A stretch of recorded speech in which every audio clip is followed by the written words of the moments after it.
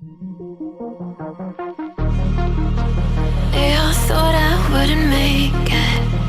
They all think that you're faking, but seeing ain't believing. बिस्मिल्लाहिर्रहमानिर्रहीम अस्सलाम वालेकुम। की हाल है मेरे प्यारे दोस्तों का।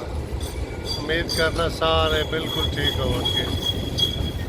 मेरे पीछे जनाब तुसी जेहड़ी देख रहे हो इस टाइम ये ट्राम लंघ रही है। छुट्टियां खूब इंजॉय हो रही ने ते थोड़े थोड़े बोर भी हो रहे सी तो सोचा कोई छोटा मोटा काम भी किया जाए। यह मेरा गार्डन है तो मैं सोचा अज ना कोई आलू सी पे एक दो मैं क्या चलो ट्राई करने इतने यार पाकिस्तान जिकन देसी माहौल होंदा है लाई दे ने ते इत्थे भी चलो वेखने ला के बूहे दे सामने बिल्कुल गार्डन है। चलो चलने जनाब लाने ए जनाब जगह है। मैं थोड़ा जिहा काशा खोतरे असी पहले ही मैं क्या ते मजीद थोड़ी जी नू गोडी कर लैने।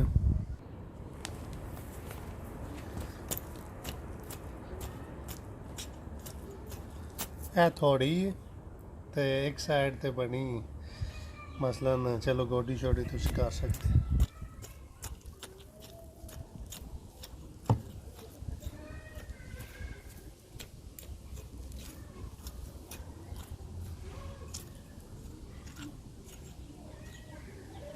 आलू ले लेने।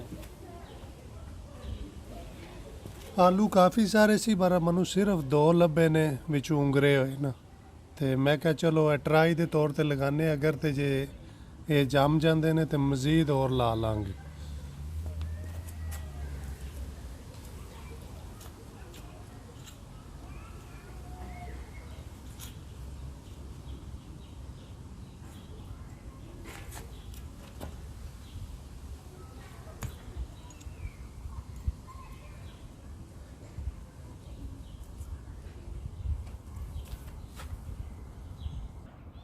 और इतने पानी की ज़रूरत कोई नहीं होंदी है बरल फिर भी असी त्यातन लगा देने क्योंकि जगह गिली सी पहला भी ना तो हुणे बारिश हो जानी फिर।